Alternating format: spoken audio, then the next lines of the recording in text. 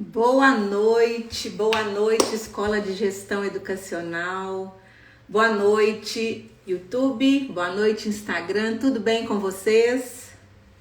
Chega mais para a nossa live de hoje. A nossa aula de hoje é sobre gestão educacional, porém o foco específico na gestão pedagógica. Gente, um assunto extremamente importante para a gente da gestão, né? Considerando que a gestão educacional tem um leque gigantesco, né? Nós temos várias dimensões e uma das dimensões é a dimensão pedagógica, considerando que nós temos a dimensão administrativa, nós precisamos cuidar da cultura e do clima, nós precisamos cuidar da gestão das pessoas, da gestão de resultados, mas para a gente cuidar da gestão de resultados, nós precisamos focar na gestão pedagógica, né? O gestor educacional, a gente, exatamente por conta dessa quantidade, né, de braços assim que a gente tem que gerir, né? Nós precisamos focar, né, gente? Precisamos focar na gestão pedagógica. Muitas vezes a gente deixa por conta da equipe, nossa equipe técnica, né? É uma equipe que a gente tem muito competente, mas é da responsabilidade da gestão educacional, é da responsabilidade do diretor, né? Responder principalmente pelo desempenho dos alunos, responder pelo resultado da escola. É nossa responsabilidade a qualidade do ensino que nós promovemos na nossa escola. Nós respondemos, inclusive, gente, pelo desempenho dos professores. Sim, é da nossa responsabilidade. Em última instância, nós precisamos chamar para nós essa responsabilidade. Por isso, hoje, eu quero trabalhar com vocês, né? Eu quero trazer a importância do gestor focar no planejamento, focar na gestão pedagógica, para que a gente consiga gerar mais resultados, né? Que a gente consiga, inclusive, mensurar todo esse trabalho nosso. E o assunto de hoje promete muito. Por quê? Porque nós vamos falar de planejamento, nós vamos falar de datas comemorativas. Gente, é um assunto que bomba, é um assunto que realmente dá pano para manga, porque muitas vezes, né, nós temos aqui dois polos, né? Nós temos os educadores que gostam, né, que priorizam as datas comemorativas no seu planejamento, e temos o outro lado que condena, né? O outro lado que condena. E eu, obviamente, eu vou falar de que lado eu estou. Eu vou falar, né? Eu vou me posicionar. Eu falo que todo gestor precisa se posicionar, né, gente? Quando a gente se posiciona, a gente deixa claro para a nossa equipe de que lado nós estamos, né? A gente deixa claro para a nossa equipe qual é o norte do caminho. E com isso, a minha equipe fica segura, a minha equipe fica tranquila em relação ao meu posicionamento, né? A minha clareza. Todo gestor precisa trazer clareza, né, para os seus liderados. Então, na aula de hoje, eu vou me posicionar, eu vou exatamente falar de que lado eu estou em relação ao planejamento, em relação à gestão, né? Eu falo, gente, que quando a gente assume a direção de uma escola, nós precisamos estar alinhados, né? Nós precisamos estar alinhados com as orientações, né? Nós precisamos estar alinhados com as orientações nacionais. Nós precisamos estar alinhados com as orientações da própria instituição, né? Então, eu costumo dizer que não é o que eu defendo, né? Eu preciso estar alinhado com as orientações. Eu concordando ou não, né? Eu preciso estar alinhado. E, por coincidência, o tema de hoje, eu concordo plenamente, né, com as orientações.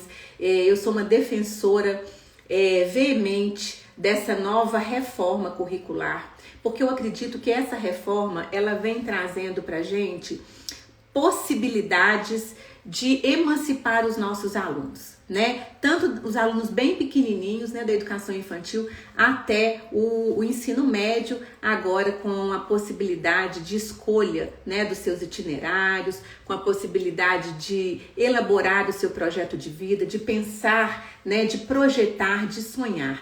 Então, eu sou uma defensora, mas mesmo se eu não fosse, gente, o diretor precisa assumir as orientações nacionais, e eu estou falando da BNCC, né? Então, assim, quando o diretor assume essa gestão pedagógica, ele precisa dominar a BNCC, ele precisa entender a fundo qual é a filosofia, né? Quais são os princípios pedagógicos que orientam esse trabalho, né? Orientam a base curricular. Então, o gestor, ele precisa compreender a fundo a BNCC. E quando eu falo de planejamento, gente, não sou eu, diretor, que vou fazer o planejamento, mas como eu vou dialogar com a minha equipe técnica, como eu vou dialogar com os meus professores, em algum momento eu preciso fazer isso, sem ter conhecimento aprofundado, sem dominar o que a BNCC traz pra gente, né? Então a BNCC traz aqueles conhecimentos essenciais que precisam ser desenvolvidos. E a BNCC fala exatamente das 10 competências que eu preciso desenvolver com os meus alunos. E ela linka essas 10 competências aos direitos de aprendizagem, né? Aos direitos de aprendizagem. Então, a gente precisa ter clareza dessa concepção na hora de partir para o meu currículo, né? Então, assim, a BNCC é como se fosse aquele guarda-chuva grandão, né? Ela dá as diretrizes gerais e o currículo, ele vem para quê? O currículo, ele amplia, né? Tudo isso que a BNCC traz, porque ele considera aquilo que é original da minha comunidade, né? Ele considera os conteúdos, a metodologia, ele considera a maneira com que eu vou tratar a aprendizagem, né, daquela comunidade, né? Então o currículo, ele vai ampliar, mas ele vai detalhar o que eu preciso considerar. E aí, gente, se na BNCC ela traz as competências, ela traz os objetivos, como não considerar isso tudo na realização do meu planejamento, na composição curricular, né? Então, o currículo, ele precisa ter um recorte cultural, considerando o contexto histórico, o contexto social, né? Então, por que eu trouxe o assunto da data comemorativa? Né? Porque é recorrente eu perceber, gente, nas minhas andanças, né, pelas escolas, e olha que são muitos anos de educação, de pé no chão da sala de aula, são muitos anos, e a gente percebe um conforto muito grande dos educadores em considerarem partir das datas comemorativas para planejar as suas atividades, né? Em sala de aula, as atividades com seus alunos. Então, isso é cultural, né? Isso é histórico. Eu me lembro quando eu fiz o curso de magistério, gente, isso tem décadas, né?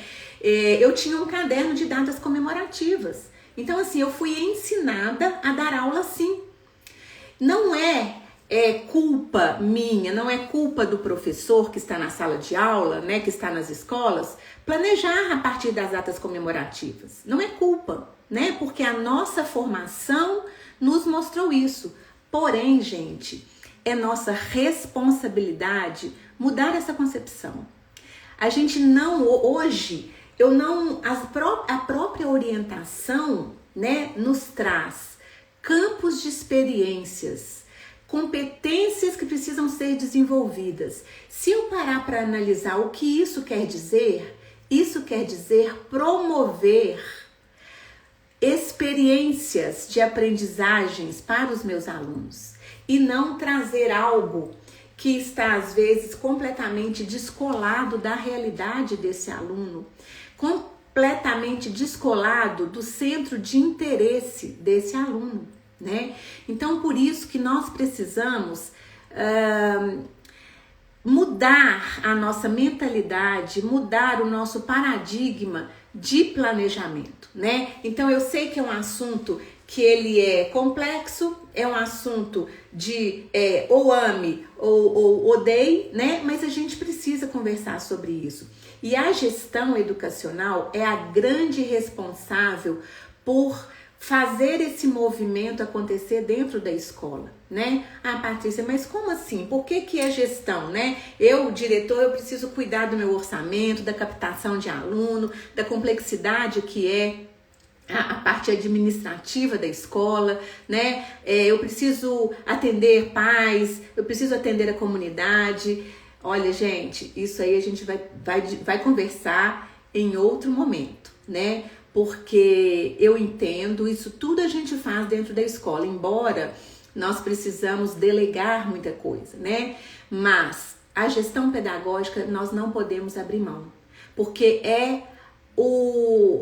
como se diz, a gestão pedagógica é a nossa principal, é o nosso principal foco, é a nossa principal responsabilidade, né? Quando eu falo de gestão pedagógica, quando eu falo, de gestão educacional, eu estou pensando assim, tudo que eu venho fazer no meu trabalho, na minha escola, tem que ter um fim. A qualidade da educação que aquela escola está oferecendo para as minhas crianças, para os meus jovens. Então, eu não posso delegar a responsabilidade da gestão pedagógica somente para minha equipe técnica. Eu preciso delegar, sim, é ela que vai fazer acontecer, mas eu preciso estar perto, eu preciso acompanhar, e para que eu acompanhe, eu preciso dominar esse assunto. Eu não posso deixar na mão, né, da minha equipe, porque a minha equipe sozinha, ela não se sente completamente segura para desenvolver as mudanças necessárias que precisam ser desenvolvidas nesse momento, né, gente? Então, o que eu, Patrícia, defendo do ponto de vista da composição curricular? Gente, eu não defendo o meu ponto de vista, embora o meu ponto de vista esteja alinhado, esteja de acordo, né, com o que a BNCC preconiza. Mas, na verdade, eu defendo a orientação curricular que, por coincidência, está alinhada, né, com o que eu acredito, mas eu defendo um currículo que promova a liberdade dos nossos alunos. Eu defendo um currículo que promova a emancipação dos meus alunos, crianças e jovens. E o que isso quer dizer, gente? O que é emancipar? É deixar essas crianças e jovens em liberdade. Liberdade de pensamento, liberdade de expressão, não é? Então, o meu currículo, ele precisa estar integrado com a vivência, com a experiência dessas crianças e desses jovens. Eu não posso trazer de paraquedas, né, algo completamente desconectado daquela experiência, daquilo que está borbulhando ali no dia a dia do meu aluno. Então, como exemplo, eu vou pegar a primeira competência da BNCC. Eu vou ler para vocês, porque, né, as competências são gigantes e eu, na minha idade, já não consigo decorar mais nada, né? Mais do que decorar, né? É falar de cor, é falar de coração, né, gente? Então, mas eu quero trazer ipsis literis, ou seja, ao pé da letra, o que a BNCC traz como a primeira competência que eu preciso promover o desenvolvimento dos meus alunos. Então, vem comigo, olha só. A primeira competência geral da BNCC, valorizar e utilizar os conhecimentos historicamente construídos sobre o mundo físico, social, cultural e digital, para entender e explicar a realidade, continuar aprendendo e colaborar para a construção de uma sociedade justa, democrática e inclusiva. Então, não sou eu que estou falando e nem defendendo essa ideia. São os documentos, é a base. Então, quando a base me fala que eu preciso priorizar, né, esse desenvolvimento, a construção de uma sociedade justa, democrática e inclusiva, será que trabalhar com datas comemorativas eu vou atingir esse objetivo? Eu vou ajudar os meus alunos a desenvolverem o senso crítico, a entender os motivos das desigualdades? Será? Ah, Patrícia, mas a data comemorativa me ajuda a contextualizar. Sim, eu acredito que sim. Mas nós precisamos pensar do ponto de vista inovador. Nós precisamos trazer, gente, para o nosso repertório, né, para o nosso repertório pedagógico, nós precisamos desconstruir uma cultura que está aí e que não deu certo. Não deu certo porque nós temos os números. Nós temos os números da nossa proficiência. E os números são tristes, são catastróficos, né? E agora, depois da pandemia, os números pioraram drasticamente. Então é o momento, gente, da gente fazer diferente, da gente pensar fora da caixa, da gente ousar. E por que não trazer temas desde o início do ano que estejam conectados com o interesse dessas crianças, desses jovens, e desenvolver a partir desses temas, trazer problemas, problematizar com essas crianças, problematizar com esses jovens.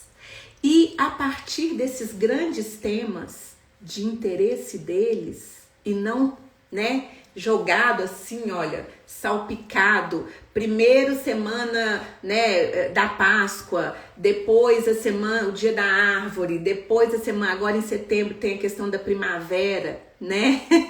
Educação é isso, né? Depois eu vou conversar com vocês aqui no chat, mas eu vou aquecer essa conversa aqui primeiro, essa discussão, para eu poder depois dar uma olhadinha aqui no chat e conversar com vocês. Então, gente, é isso a minha proposta, né? A minha proposta é que a gestão educacional, ela seja capaz de desconstruir o que está posto há séculos, né? Outro dia eu ouvi de uma professora assim, ai, Patrícia, mas a BNCC é o que era com outros nomes. Não, gente, pelo amor de Deus, não é isso. Muda a essência, muda a concepção de aprendizagem, muda a percepção de aluno e, mais importante, apresenta os direitos que esses alunos têm de conviver, de se colocar, de se posicionar, né? Então traz todos os direitos. E eu só vou conseguir garantir esses direitos se eu der para o meu aluno o lugar de fala, o lugar de escolha, não é? Então é por aí, gente. Vamos lá. Olha, é muito importante, eu coloquei aqui para não esquecer, que eu preciso, sim, eu não estou fazendo apologia, gente, eu não estou jogando no lixo aquilo que é importante de ser trabalhado, né? Então, a chamada ali da live era a questão do 7 de setembro, né? Exatamente porque é amanhã, né? E amanhã nós estamos aqui comemorando os 200 anos da independência do Brasil. Como não falar, como não parar para poder refletir a respeito deste movimento? Né? Então, por favor, não é isso que eu estou dizendo, não é ignorar, mas é ter estratégia na hora de planejar, porque às vezes nós temos um projeto muito rico sendo desenvolvido e no dia 7, no dia que antecede a data comemorativa, eu paro tudo, faço ali uma intervenção totalmente isolada, desconectada com tudo que está sendo construído dentro da escola, né? Então, essa é a minha crítica. É isso que nós, gestores, não podemos permitir. Nós precisamos ser né, um contraponto para a nossa equipe. Nós precisamos questionar do ponto de vista construtivo. Por que nós estamos fazendo isso?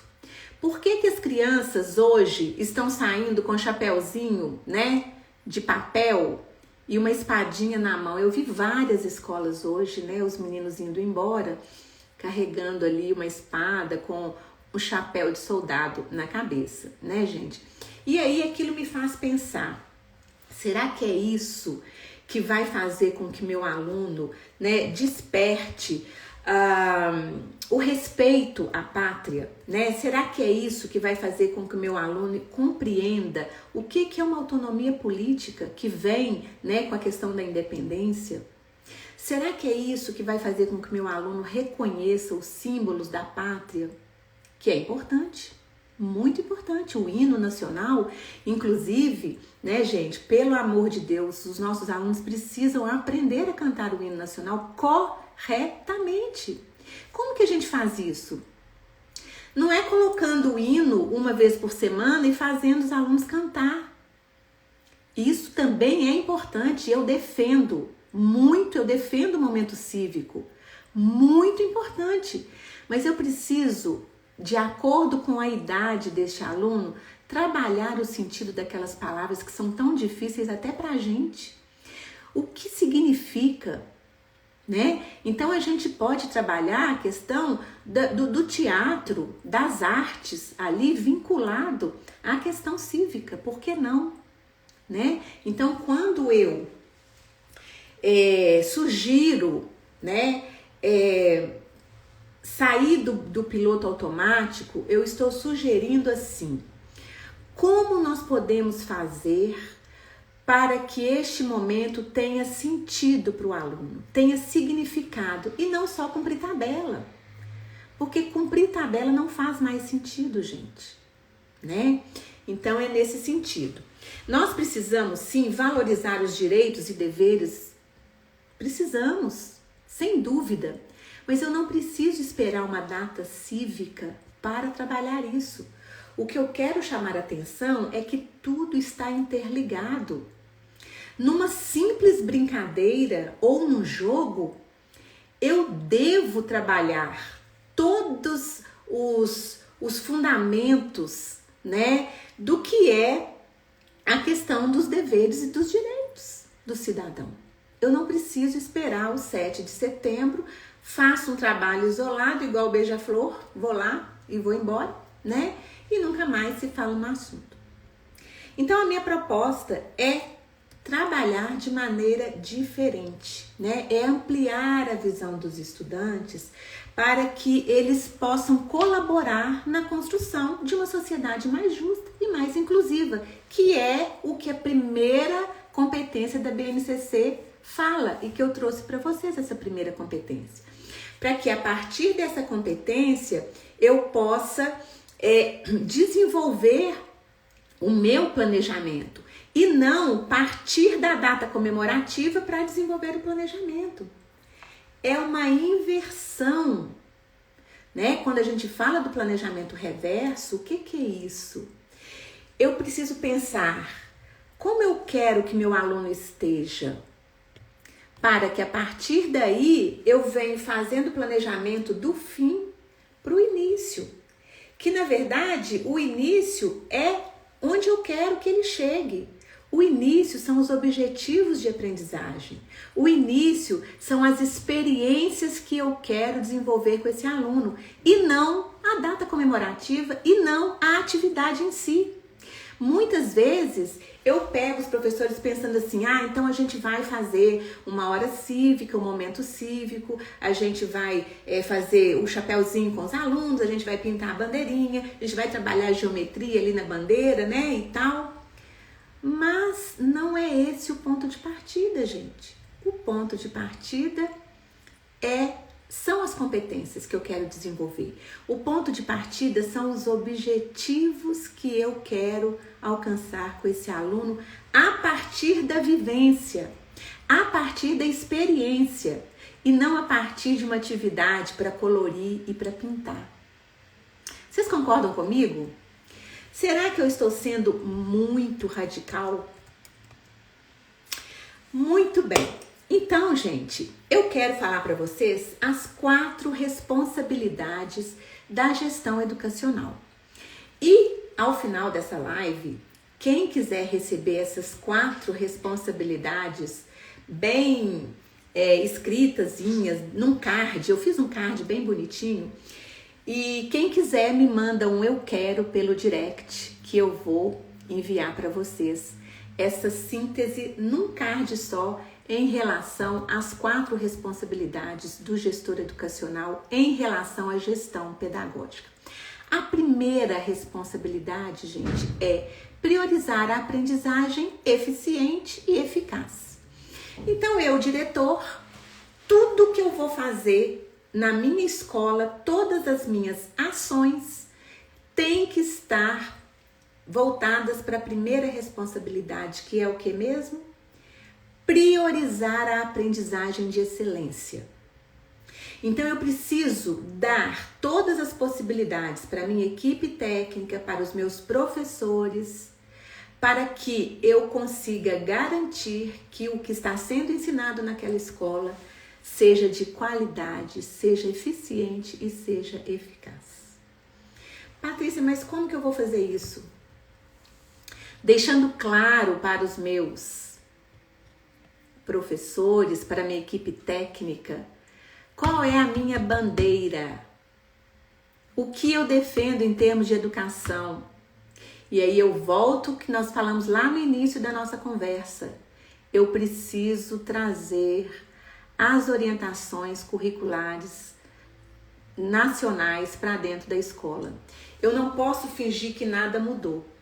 Eu preciso formação de professores, eu preciso discutir esse assunto com a minha equipe. Caso contrário, a gente vai fingir que houve uma mudança e a gente vai continuar fingindo que estamos educando com muita qualidade. Infelizmente, nós não estamos. Os números estão dizendo, né? Muito bem. Responsabilidade número 2, coordenar a gestão curricular, que é exatamente isso que eu acabei de falar para vocês. Como que o diretor coordena a gestão curricular? Gente, o currículo, ele é elaborado dentro da escola, né? A coordenação, a equipe técnica vai promover a construção coletiva deste currículo, que precisa ser uma construção coletiva, né? Eu não posso trazer esse currículo de algum lugar e implantar dentro da minha escola. Eu preciso promover o estudo, a discussão e a construção desse currículo, que ele é único, ele é daquela escola, ele precisa refletir a realidade e a necessidade daquela escola. Caso contrário, eu vou ficar falando algo desconectado daquela comunidade, daquela necessidade daquele alunado, né? Então, muito cuidado. Nós precisamos construir o nosso currículo com base na BNCC e com base na demanda local, né? Então, o diretor, o gestor, ele é o responsável por gerir a implantação do currículo, né? Então, nesse ponto, eu preciso contar com a minha equipe técnica, eu preciso alinhar todas as expectativas do ponto de vista de meta de aprendizagem, de conteúdo, de metodologia, né? De avaliação. Isso precisa estar alinhado com a gestão, porque como que o meu coordenador pedagógico, meu supervisor vai trabalhar? Ele vai trabalhar com base naquilo que a gestão da escola vai alinhar com ele. A equipe técnica, gente, ela precisa ter autonomia e ela precisa se responsabilizar, sim. Mas o diretor é o responsável por dar as diretrizes, por gerenciar essa implantação. E nós estamos num momento extremamente delicado, extremamente complexo, que é o momento de implantação. Não existe modelo pronto, nós estamos construindo um novo modelo. Por isso nós precisamos estar juntos, para que a gente erre junto e acerte junto. Nós vamos errar, Nós vamos errar porque é um currículo novo. Mas se nós nos prepararmos com estudo, com grupo de discussão, com alinhamento, a gente vai errar menos. Por isso que eu coloquei como segunda das 4 responsabilidades do gestor educacional, a segunda responsabilidade é o gerenciamento da implantação curricular. Nós precisamos estar à frente, junto da nossa equipe técnica, nessa implantação.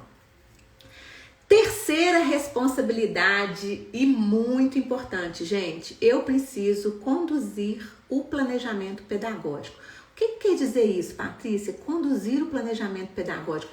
Isso não é função da coordenação? É. Isso não é função da supervisão diária, no caso do ensino fundamental 2 e médio? É função. Mas quem vai gerenciar esse pessoal? Quem vai dar o apoio necessário? Para que eu gerencie, para que eu apoie, eu preciso saber, eu preciso acompanhar, eu preciso saber o que está acontecendo. Eu preciso dizer para a minha equipe técnica o seguinte, pessoal, não podemos atrasar com o planejamento, porque o nosso aluno, ele tem o direito de receber tudo que foi pensado durante o ano, no tempo e no prazo estabelecido. Eu não posso chegar ao final do ano e simplesmente falar assim, não deu tempo de fazer, não deu tempo de cumprir. Eu não posso. Então, eu preciso conduzir esse planejamento de tal maneira que, de etapa em etapa, eu saiba que o meu grupo de professor, quem conseguiu cumprir tudo que estava pensado para a primeira etapa, quem não conseguiu, qual estratégia nós vamos fazer para poder cumprir esse planejamento. Tá vendo como é importante o nosso olhar, a nossa gestão na dimensão pedagógica? Porque senão a minha equipe técnica vai se sentir sozinha, vai se sentir desmotivada porque não tem ninguém ali junto com ela, pensando, né, nos problemas. Porque enquanto não tem problema, tá tudo bem. Mas os problemas existem e eles precisam serem pensados no coletivo. Eu não posso deixar minha coordenadora sozinha, quebrando a cabeça. Eu não posso deixar os meus professores, os meus coordenadores de área, supervisores, quebrando a cabeça sozinha. Eu preciso me envolver junto com ele. Porque, de novo, a responsabilidade é minha. Quem vai responder em última instância para uma escola que não dá resultado, quem vai responder em última instância para um aluno que não aprendeu, sou eu, que sou o diretor da escola, que sou a diretora da escola, né? Então, por isso que eu insisto nisso. E, por último, a 4ª responsabilidade do gestor, não menos importante, muito pelo contrário. Por último, eu preciso o quê? Garantir a formação continuada da minha equipe. Se eu não garanto a formação, veja bem, gente, não sou eu que vou lá dar a formação para a minha equipe, né? Por quê? Porque a formação continuada dos professores é de responsabilidade da coordenação, da equipe técnica. Mas quem vai garantir? Sou eu que sou a diretora da escola, né? Eu que vou cuidar da questão financeira, dos investimentos, né? Eu que vou fazer contato, promover a questão, né? Os recursos para que essa formação aconteça, porque a formação continuada, gente, ela gera um custo grande para a escola, né? Porque eu preciso fazer o pagamento disso, eu preciso ter um lanche especial, né? Claro, por que não, né? Eu preciso trazer alguém, um especialista capacitado para poder treinar a minha equipe. E aí eu estou falando tanto da minha equipe técnica, que precisa de um acompanhamento, que precisa de formação, e principalmente nesse momento, gente, momento de mudança, momento de implantação da BNCC, momento de reforma do ensino médio. Se eu não tiver formação continuada, eu não vou sair do lugar, né? Então, gente, recapitulando as 4 responsabilidades do gestor educacional. Primeiro, priorizar a aprendizagem de qualidade para o meu estudante. Segundo, eu preciso coordenar a implantação curricular. Eu sou responsável por essa implantação. Terceiro, eu preciso conduzir o planejamento.